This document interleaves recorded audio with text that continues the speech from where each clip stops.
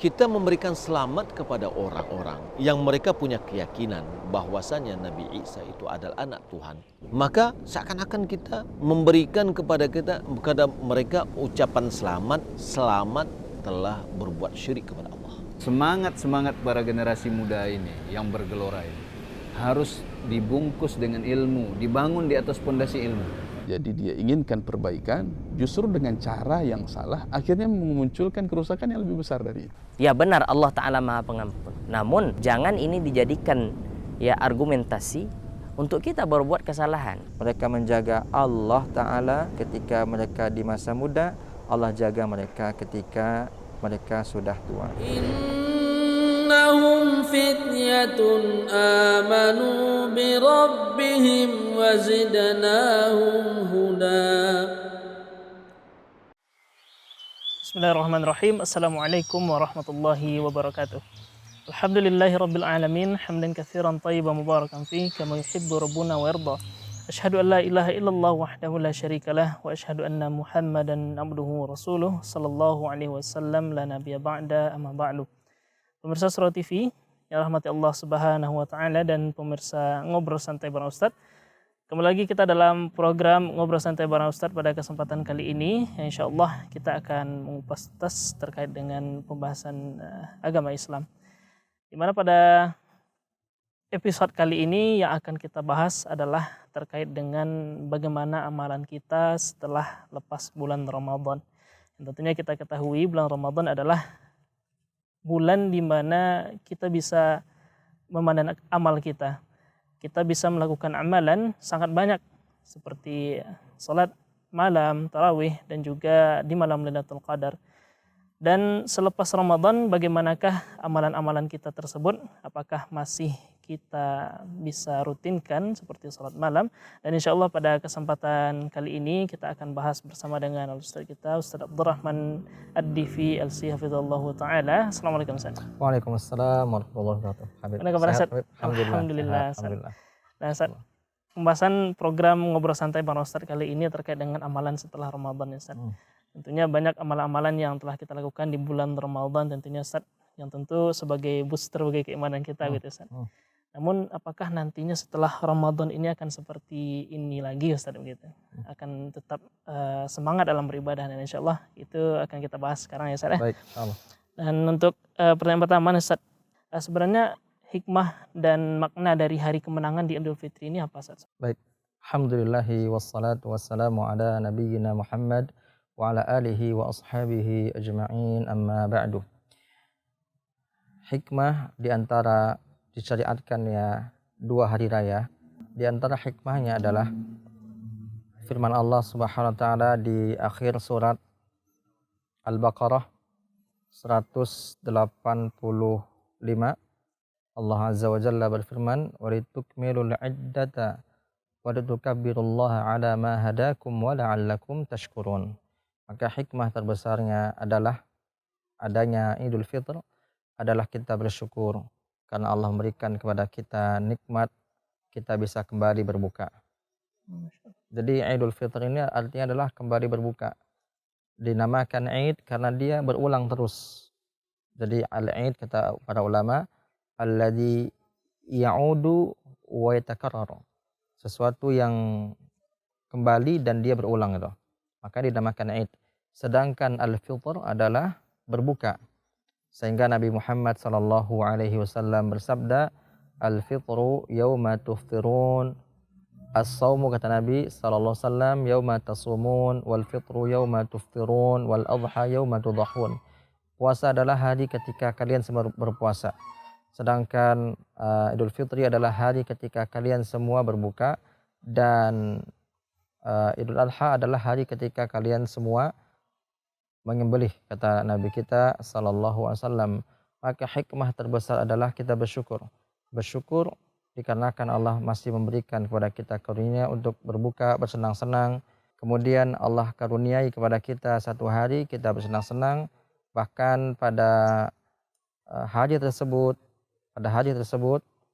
diperbolehkan bagi anak kecil, wanita kecil, maksudnya putri, seorang putri, anak-anak kecil yang perempuan mereka boleh bernyanyi di situ. Tentu nyanyian adalah nyanyian yang tidak mengandung syahwat dan tidak mengandung kesyirikan, atau bahkan boleh memainkan duf khusus di hari itu. Sebagaimana jika kita lihat riwayat-riwayat yang ada. Jadi hikmahnya adalah bersyukur. Kemudian hari kemenangan, banyak orang mengatakan hari kemenangan ini tentunya bagi orang-orang berpuasa. Masya Allah. Bagi orang-orang berpuasa dan dia berpuasa imanan wahtisaban. Sebagaimana sabda Nabi kita sallallahu alaihi wasallam di dalam 3 hadis yang ujungnya sama, awalnya berbeda. Kata Nabi, man shoma ramadhana. Hadis yang lain, man qama ramadhana. Hadis yang lain, man qama lailatul qadri. Ujungnya sama, imanan wahtisaban ghufira lahu ma taqaddama min dzambih. Barang siapa yang berpuasa Ramadan karena apa? Karena iman dan karena mengharapkan pahala Allah, maka diampuni dosa-dosanya yang telah berlalu. Maka yang mendapatkan kemenangan adalah orang-orang yang keluar dari bulan Ramadan, dosa-dosanya diampuni oleh Allah Subhanahu wa taala. Ini baru dia orang yang menang. Kemudian dia istiqomah setelah itu. Istiqomah setelah itu. Tetapi kalau dia hanya sungguh-sungguh di bulan Ramadan, tetapi setelah Ramadan dia lupakan semua amal baik yang telah dilakukan di bulan Ramadan, maka kita khawatir ini karena tidak diterimanya amal baik dia ketika Ramadan. Nauzubillah. Nah, Ustaz. Ramadan telah berlalu ini, Ustaz. Masuk ke dalam bulan Syawal, tentunya suasana ibadah sangat berbeda gitu, Ustaz. Ya, betul. Sangat berbeda ketika di bulan Ramadan, sangat semangat beribadah, bahkan mungkin sebagian kaum muslimin sampai jam 3 begitu, Ustaz. Ya. Ibadah salat malamnya dan segala macamnya. Setelah Ramadan kembali malas lagi salat malam, Ustaz. Nah, gimana Ustaz pandangan Ustaz terkait fenomena ini begitu, Ustaz? Ya. Fenomena yang terjadi di sebagian kaum muslimin setelah Ramadan berlalu, maka berlalu pula amalan mereka, atau setelah Ramadan berlalu mereka sebagian lupa jalan ke masjid dalam tanda kutip, atau mereka tidak lagi mengerjakan amalan-amalan sunnah seperti salat malam. Ini adalah fenomena yang sangat memilukan, yang sangat menyedihkan. Karena Ibnu Rajab Al-Hambali rahimahullah sejak jauh-jauh hari, ratusan tahun yang lalu, di dalam kitab beliau yang cukup terkenal, Lataiful Ma'arif, beliau mengatakan, kun rabbaniyan wala takun sya'baniyan wala ramadhaniyan. Kata beliau rahimahullah, jadilah engkau hamba Allah. Jangan jadi hamba bagi bulan Sya'ban, yang mana semangat hanya di bulan Sya'ban, beribadahnya, berpuasanya. Atau jangan pula engkau menjadi hamba bagi bulan Ramadan. Karena Allah Azza wa Jalla, meskipun Ramadan telah berlalu, Allah Ta'ala tetap akan ada. Dan Allah Ta'ala huwal awwalu wal akhiru. Jadi Allah Ta'ala yang pertama dan yang terakhir. Sehingga seorang hamba hendaknya dia jangan hanya terfokus pada bulan Ramadan, tapi dia tidak mempertahankan amalan itu, padahal dia sudah dilatih selama 1 bulan di madrasah Ramadaniyah, maka hendaknya dia tetap istiqamah setelah Ramadan berlalu. Masya Allah. Sekarang kita pembahasan kita terkait dengan qadha puasa juga nih, Ustaz. Terkadang kan di dalam bulan Ramadan itu sebagian ibu-ibu mungkin begitu, Ustaz, ya. Ada yang haid dan nifas, kemudian ada yang jatuh sakit dari kaum muslimin gitu, Ustaz, yang tidak bisa melaksanakan ibadah puasa ketika bulan Ramadan, Ustaz. Nah, namun di akhir ketika selesai Ramadan ini, Ustaz, juga tidak diqadha gitu, Ustaz. Bahkan Ana pernah mendengar pertanyaan dari seorang ibu-ibu gitu, Ustaz, meminta solusi kepada salah seorang ustaz gitu, Ustaz, terkait dengan sudah 2 tahun lamanya tidak diqadha puasa, Ustaz. Nah, seharusnya gimana nih, Ustaz, mengqadha puasa ini, Ustaz? Apakah diundur-undur baru dilaksanakan, atau setelah bulan Ramadan, setelah Syawal itu langsung diqadha itu, Ustaz?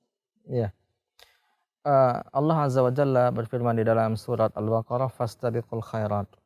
Berlomba-lombalah kalian mengerjakan kebaikan. Apabila kebaikan yang sifatnya sunnah kita harus berlomba-lomba, maka kewajiban itu lebih lagi kita harus bersegera. Masya Allah.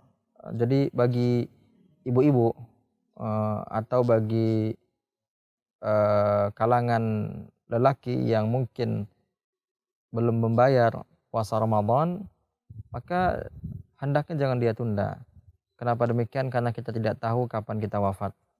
Makanya kalau kita lihat fikih hadis dari hadis Nabi SAW dalam Sahih Muslim, man shama Ramadhana thumma atba'ahu bisittin min Syawal kana kasiyamid dahr. Kata Nabi, barang siapa yang puasa Ramadan kemudian dia iringi dengan 6 hari setelah Ramadan berpuasa di bulan Syawal, maka puasanya sama dengan 1 tahun penuh. Kalau kita lihat fikih hadisnya, para ulama ada 2 pendapat di sini. Ada ulama mengatakan itu hanya berlaku bagi yang puasa 1 bulan penuh tanpa ada uzur. Adapun pendapat sehingga kata pendapat yang pertama, bagi yang ada uzur nggak boleh puasa ya. Tuntaskan dulu utangnya, artinya bayar dulu qadanya. Jadi sampai-sampai ada pendapat demikian. Dikarenakan apa? Dikarenakan pentingnya seseorang mendahulukan puasa wajib daripada puasa sunnah. Kita ketahui bahwasanya bayar utang puasa Ramadan adalah wajib, dan kita juga ketahui bahwasanya puasa 6 hari di bulan Syawal adalah puasa sunnah. Maka tentu ketika bertabrakan antara yang wajib dengan sunnah, dahulukan yang wajib. Sampai-sampai ada pemahaman dari para ulama demikian. Walaupun ada sebagian lain mengatakan boleh berpuasa di bulan Syawal 6 hari. Adapun puasa qadha boleh ditunda sampai kepada bulan Sya'ban. Sebagaimana hadis atau riwayat dari Aisyah radhiyallahu anha, yang mana intinya kalau seandainya seseorang tidak ada halangan, maka hendaknya dia jangan menunda-nunda qadha. Mungkin kita coba mengambil jalan tengahnya. Seseorang tidak ada halangan yang merintanginya, yang menghalanginya untuk mengqadha, hendaknya dia jangan menunda-nunda qadhanya. Jadi ibu-ibu kalau sudah mampu untuk berpuasa, berpuasalah. Karena nanti jangan sampai datang Ramadan berikutnya ternyata belum dibayar. Datang Ramadan berikutnya belum dibayar. Seandainya ini terjadi seperti yang ditanyakan tadi oleh Habib, 2 tahun demikian, maka apa yang dilakukan? Yang dilakukan adalah dia tetap membayar puasanya sekaligus dia membayar fidyah. Karena dia sengaja atau dia menganggap remeh perkara qadha, sehingga dia diberikan sanksi berupa membayar fidyah, setiap 1 hari memberikan 1 fidyah kepada orang miskin. Nah, Ustaz, Masya Allah, solusi yang tentunya jelas ya Ustaz, dalam syariat kita. Sekarang nih Ustaz, terkait salah satu hadis yang mungkin beredar gitu Ustaz, di masyarakat kaum muslimin, yang mungkin secara maknanya mengatakan bahwasanya tidak bolehnya menikah di antara 2 khutbah gitu Ustaz.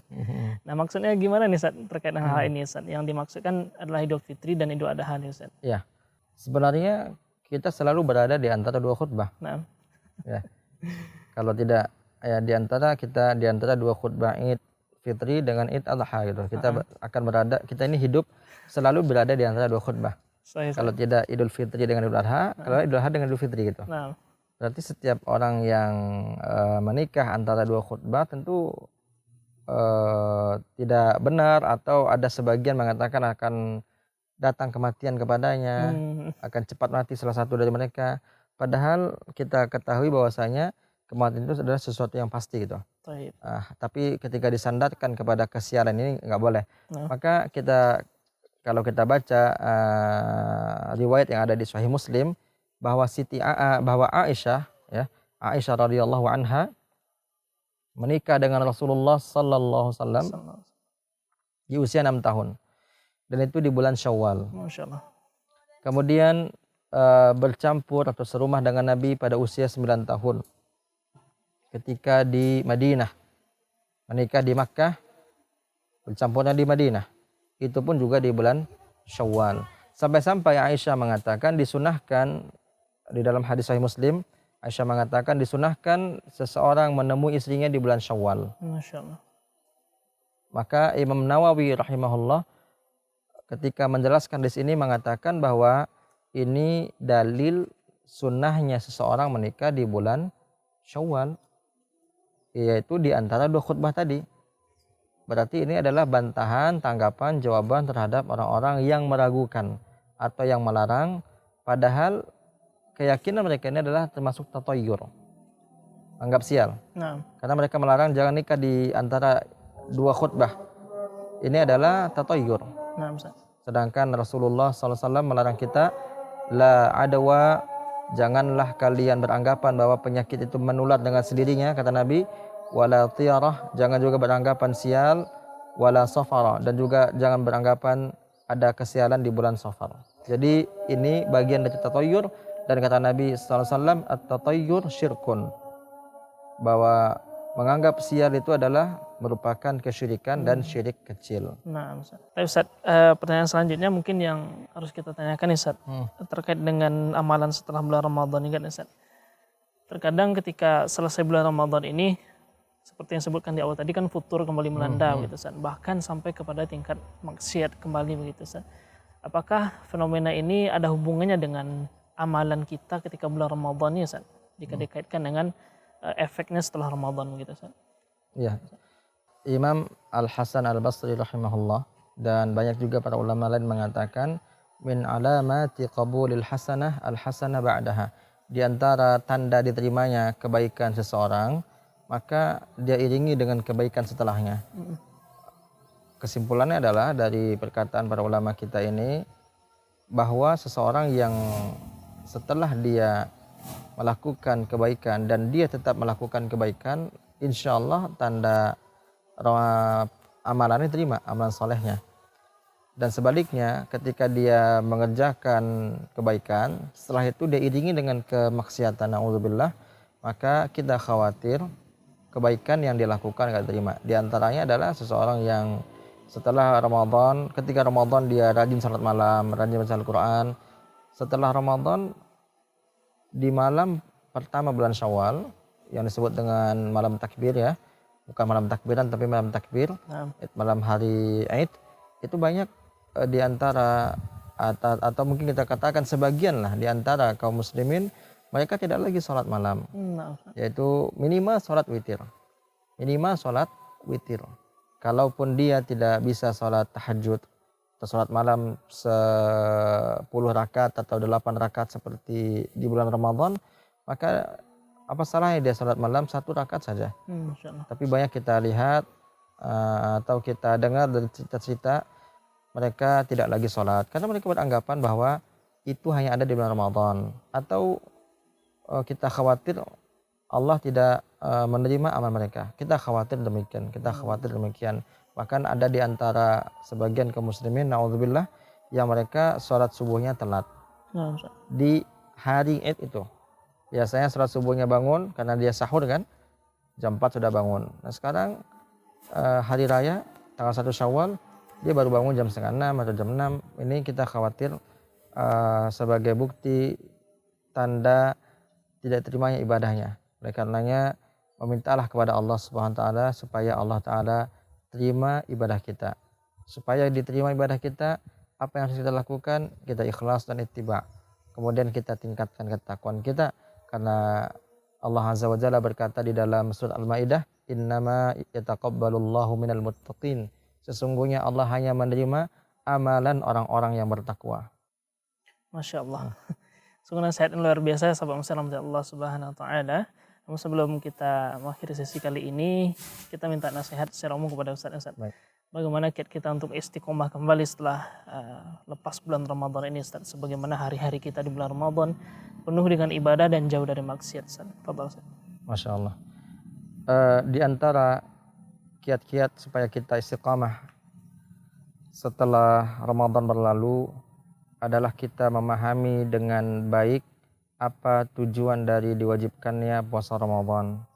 Tujuannya adalah kata Allah Azza wa Jalla, la'allakum tattaqun. Ya ayyuhalladzina amanu kutiba alaikumusyiyamu kama kutiba alal ladzina min qablikum la'allakum tattaqun. Jadi kita harus memahami secara baik bahwa tujuannya puasa Ramadan supaya kita bertakwa. Oleh karenanya di antara ketakwaan seseorang adalah dia melakukan ibadah yang sudah dia lakukan di bulan Ramadan. Dia juga harus ingat pesan Nabi kita SAW, ahabbul a'mali ilallahi ta'ala adwamuha wa in qalla. Kata Nabi dari hadis dari Aisyah, radhiyallahu anha, kata Nabi kita sallallahu alaihi wasallam, amalan yang paling dicintai Allah adalah amalan yang berkesinambungan, adalah amalan yang sedikit tapi dia berkesinambungan. Biarlah sedikit tapi dia berkesinambungan. Jadi kita tetap berusaha mengamalkan apa yang kita kerjakan. Apabila kita terbiasa di bulan Ramadan membaca Al-Quran, maka ingat-ingat bahwa kemarin kita baru saja membaca Al-Quran 1 juz 1 hari misalnya. Maka ingat sekarang tanggal 1 Syawal misalnya atau 2 Syawal, kalau kita sudah berada di bulan Syawal, ingat kita baru saja meninggalkan bulan Ramadan, meninggalkan madrasah terbaik, yaitu madrasah Ramadan, sekolah Ramadan. Karena Ramadan itu adalah sekolah. Kita harus ingat bahwa kita harus bertanggung jawab terhadap amalan yang sudah kita lakukan di bulan Ramadan. Di antara bentuk tanggung jawab adalah kita jaga amalan tersebut. Sebagaimana orang yang sudah menghafal Al-Quran, dia juga harus bertanggung jawab dengan apa yang dihafal, yaitu dengan murojaahnya. Nah, orang yang beribadah pun demikian. Dia harus bertanggung jawab dengan ibadah yang dia kerjakan, yaitu dengan menjaga ibadah tersebut. Dan yang paling baik diantara adalah dia meminta pertolongan kepada Allah melalui doa-doa dia, supaya Allah istiqomahkan dia, supaya Allah berikan kekuatan mengerjakan amalan di bulan Ramadan pada bulan-bulan setelah Ramadan, supaya sebagai bukti bahwa puasanya yang kemarin diterima oleh Allah Subhanahu wa taala. Ini mungkin diantara kiatnya supaya kita istiqomah. Dan orang-orang istiqomah, orang-orang yang akan dijanjikan dengan surga, sebagaimana firman Allah, innal ladzina qalu rabbuna Allahu tsumma istaqamu tatanazzalu alaihimul malaikatu alla takhafu wa la tahzanu wa abshiru bil jannati allati kuntum tu'adun. Wallahu a'lam. Masyaallah, barakallahu fiikum. Fiikum barakallah. Pemirsa ngobrol santai bareng Ustaz, rahmati Allah Subhanahu wa taala, dan pemirsa Surah TV dimanapun berada. Nasihat berharga telah sampaikan oleh guru kita Ustaz Abdurrahman Adifi LC hafizallahu taala, di mana semoga dari pembahasan tadi bisa menjadikan itu sebagai ilmu bagi kita untuk kiat dalam istiqomah setelah bulan Ramadan dan jauh dari kemaksiatan. Amin amin ya rabbal alamin. Ustaz, syukran jazakumullah khairan. Jazakumullah khairan Habib. Masya Allah. Atas penyampaian pada kesempatan kali ini, dan di akhir sesi ini marilah kita ucapkan doa kafaratul majlis. Subhanakallahumma wa bihamdika asyhadu an la ilaha illa anta astaghfiruka wa atubu ilaik. Assalamualaikum warahmatullahi wabarakatuh. Waalaikumsalam warahmatullahi wabarakatuh.